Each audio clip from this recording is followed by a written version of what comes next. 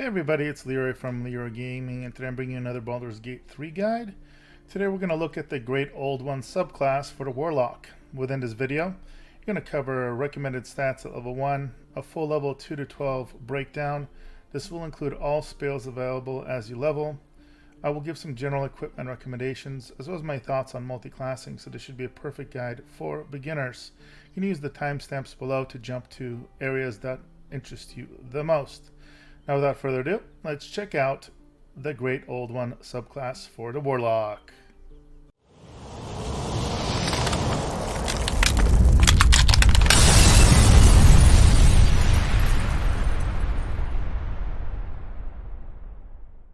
Alright, for beginners, you're going to have a primary ability of Charisma with the Warlock. Their saving throw proficiencies are both in Wisdom and Charisma. And I have a hit die that's 1d8 hit points. You can have base proficiency with simple weapons and with light armor. Now at level 1, you're gonna get a class feature of you're gonna unlock your warlock spell slots. They work a little different than other casters. They get their spell slots back every time you short rest, but they're much more limited. You start with 1 and then eventually you'll get 2, and if you get all the way to max level, you're going to have 3 spells you can cast baseline per short rest, but they do scale up in power, so they're always your max level. So eventually they can be 5th level spells that you utilize these spell slots for. Now, you do get to pick your subclass at level 1.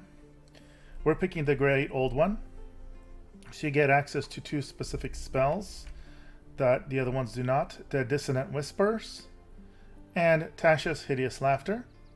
Do note that one is a concentration spell. And your subclass feature at level 1 is Mortal Reminder.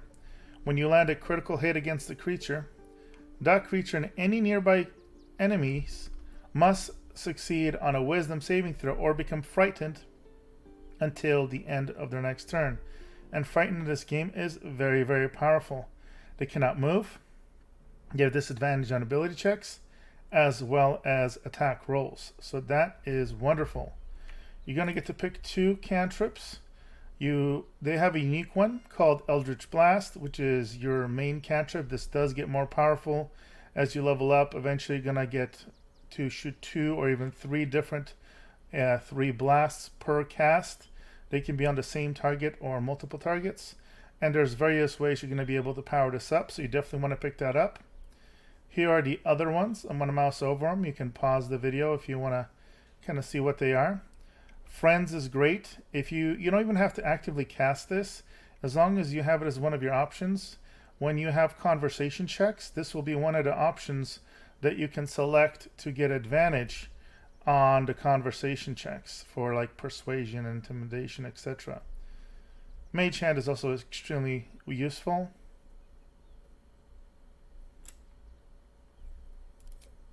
Now your spells, like I said, you can pick the 2 unique ones.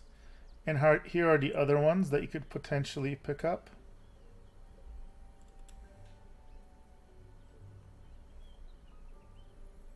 Hex is also very popular, as you can see here. You add 1 to 6 damage, necrotic damage, to the target, and they get disadvantage on an ability choice.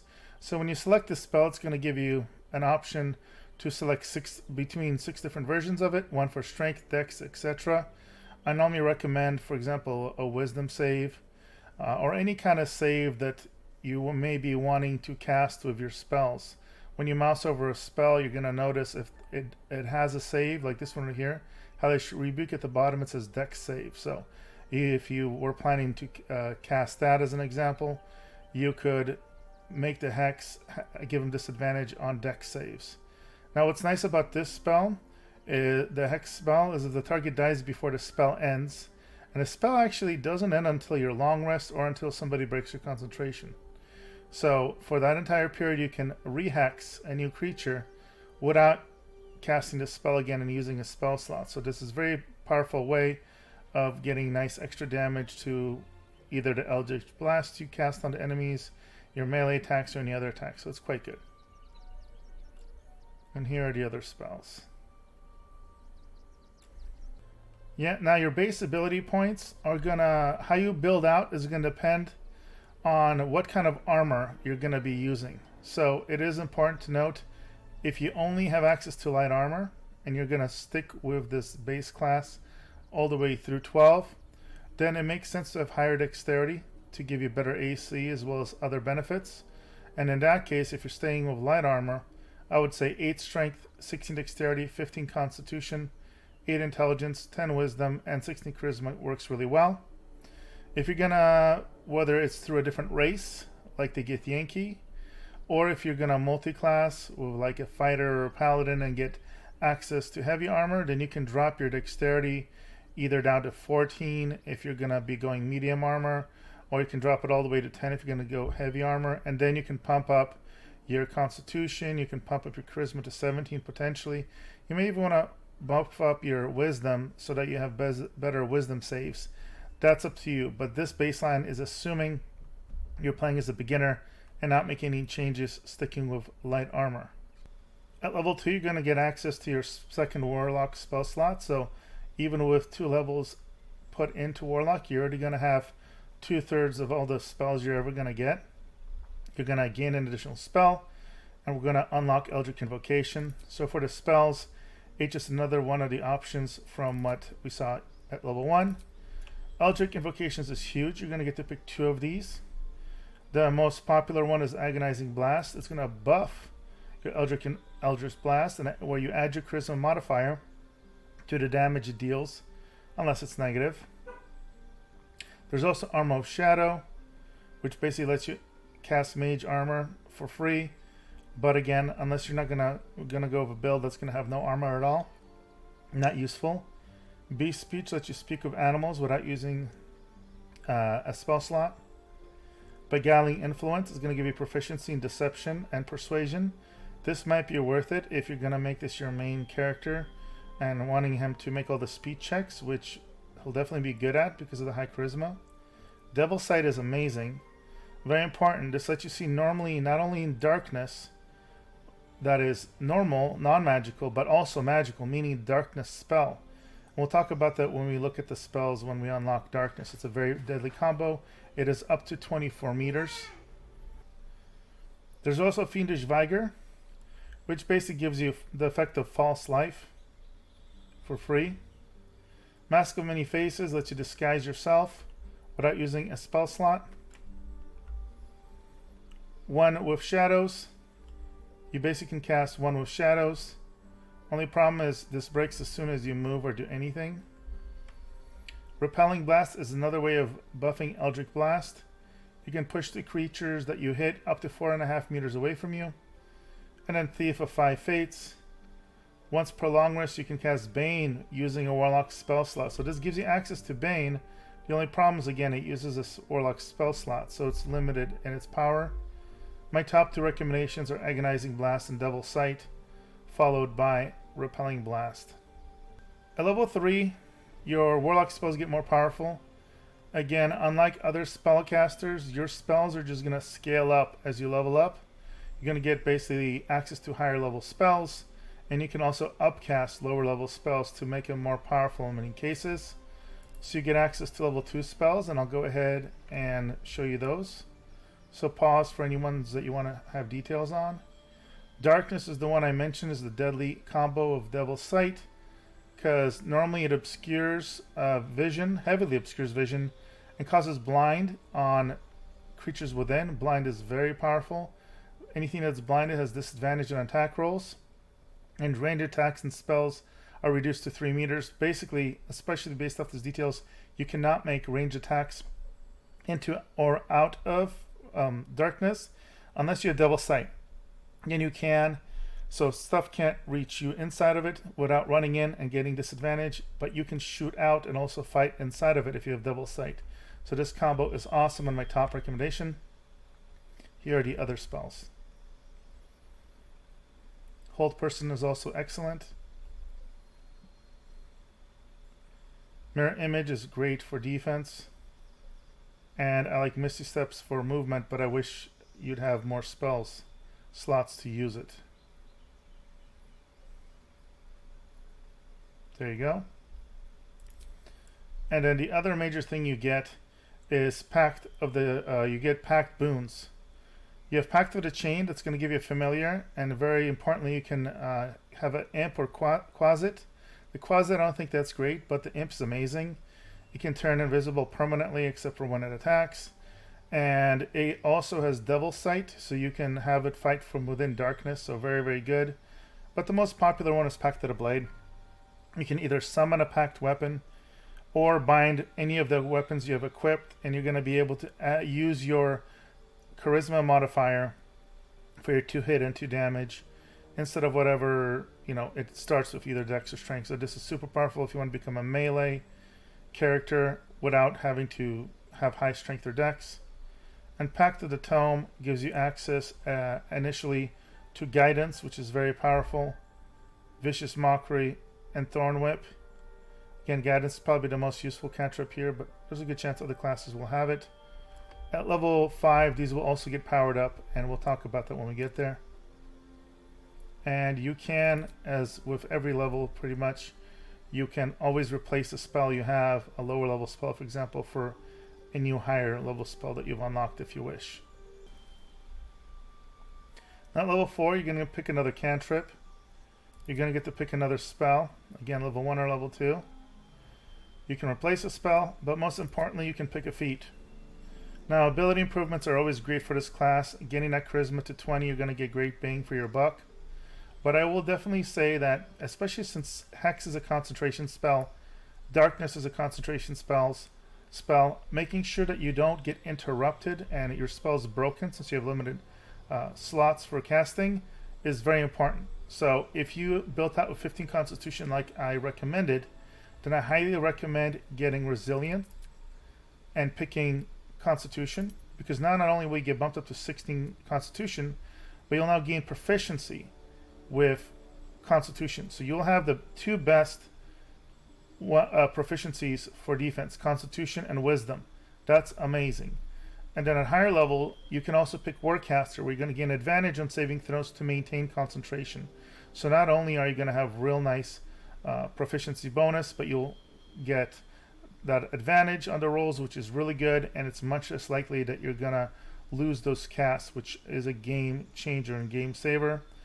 If you end up sticking with a melee, or you pick the pact where you're going to be able to have melee weapons, then you could always pick a nice big juicy two-hander and choose Great Weapon Master as an option as well. You cannot go wrong with that. I'll mouse over that if you want to see the details. Okay, at level 5, you're going to get a class feature called Deepen Pact. So depending on which one of the pacts you chose, at level 3, you're going to get something different. So if you chose the Pact of the Blade, you get an extra attack with your pact weapon. Now note, this is currently bugged. This will stack with any level 5 martial class bonus attack. I don't think it's supposed to. It may get fixed, but basically if you go 5 levels Warlock and let's say 5 levels Fighter, you're going to basically get your base attack per turn. You're going to get a free extra weapon attack for being, let's say, a level 5 Fighter or Paladin, and then you're going to get an extra attack as long as it's your pact weapon from this. So you can get 3 base attacks, very powerful. Again, it may get fixed in the future. If you chose Pact of the Chain, your familiar is going to gain extra attack. And then if you chose Pact of the Tome, you're going to get access to Animate Dead, Haste, or Call Lightning. Those are 3 excellent spells. And you can use them once per long rest. You do not have to use a spell slot. So all 3 are viable. For spells, you're going to get access to level 3 spells. And here are the details on them.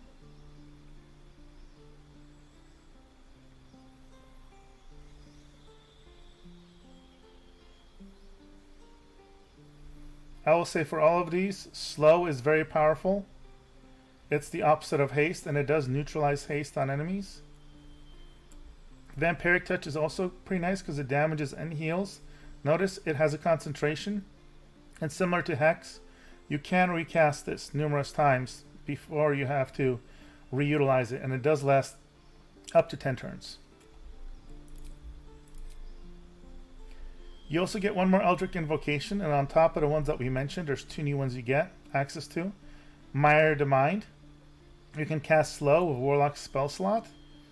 And again, that is an option that you can already choose, so that's not so great with this sub setup.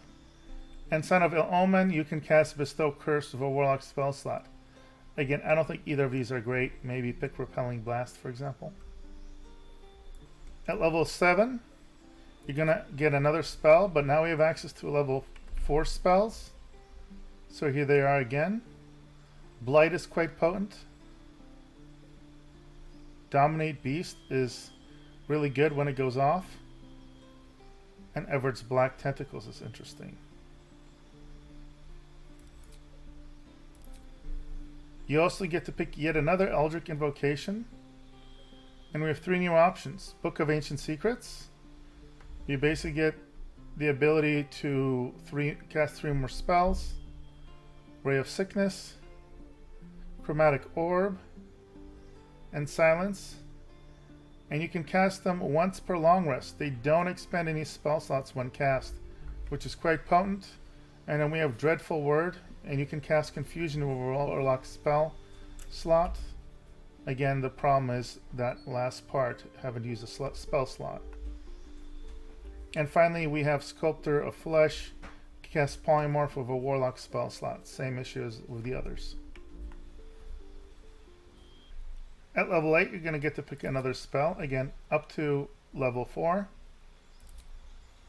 You can replace a spell, and you get to add another feat. At level 9, you get to get another spell. Now you get to go up to 5th level spells. These are quite potent. All 3 of them are really good. Dominate Person, Hold Monster, and Telekinesis.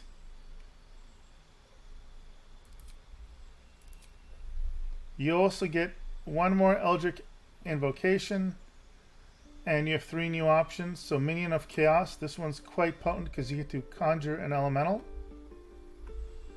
Otherworldly Leap, not quite as impressive, but you get access to Enhance Leap.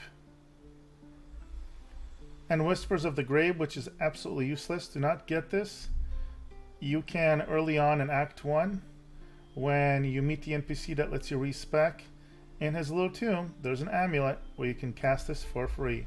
So it's almost impossible to miss. Do not get this. At level 10, you're going to get another cantrip. You get a subclass feature called Thought Shield, Psychic Resistance. And Elder Being shields your brains. You get resistance to psychic damage. That is really great. And then you get Thought Shield, Psychic Reflection. Your patron doesn't appreciate attempts to attack your mind. When you take psychic damage, your attackers take the same damage. And then you can also get another spell, again up to 5th level, so pick whatever you wish. At level 11, biggest thing is you're going to gain another Warlock spell slot. This is finally your 3rd Warlock spell slot. You're going to get to gain another spell, anything up to 5th level. And most importantly, you get Mystic Arcanum. So you get to select 1 level 6 spell. But unlike your other spells, they are only this spell slot that is unique. Only can be refreshed when you long rest. And again, it does not expend any of your other spell slots. They're all quite potent. Circle of Death is one of my favorites. Create Undead is also quite good. And then at level 12, you get 1 more spell, again up to 5th level. But if you've taken, you could potentially have taken all 3 level 5s already, so you may be stuck with a level 4, which is fine. You get another Eldritch Invocation. If you've gone this far and you're going with a melee build, there is a great option here called Life Drinker. And your melee attacks deal additional necrotic damage equal to your charisma modifier. So that is great. You can replace a spell, and then most importantly, well, not most importantly, because I'd say that Eldritch Invocation is more, but you get 1 more ability to get another feat. Now when it comes to discussing equipment, it's going to completely depend on whether you're staying with a strict Warlock that only has light armor and only access to the basic weapons, or if you have a race that's going to give you access to unique weapons and or if you multi-class.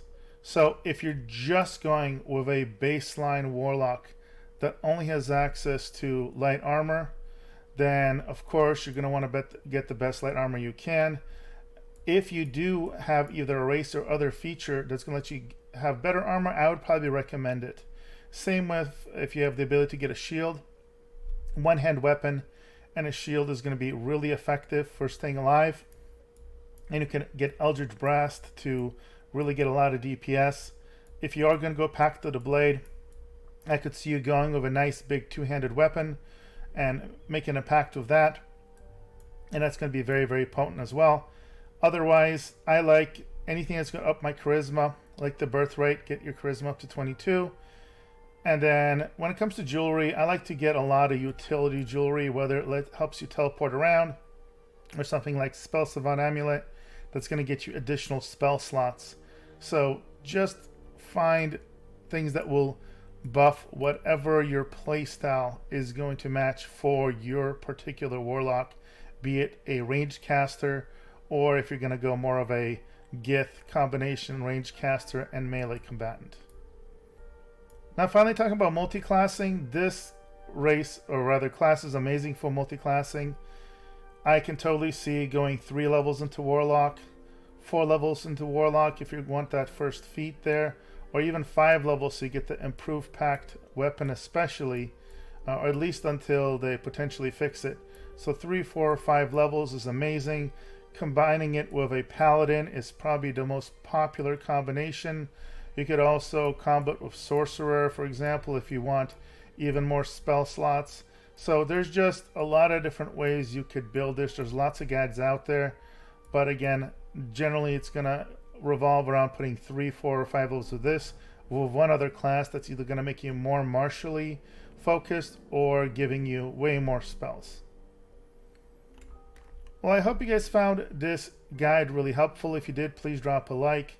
I would love to hear your thoughts. If you have any other feedback, recommendations, or corrections, drop them in the comments. If you want to see more content from me, make sure to subscribe. Really appreciate each and every one of you and your support. And as always, thank you for all the support, and I will see you in the next video.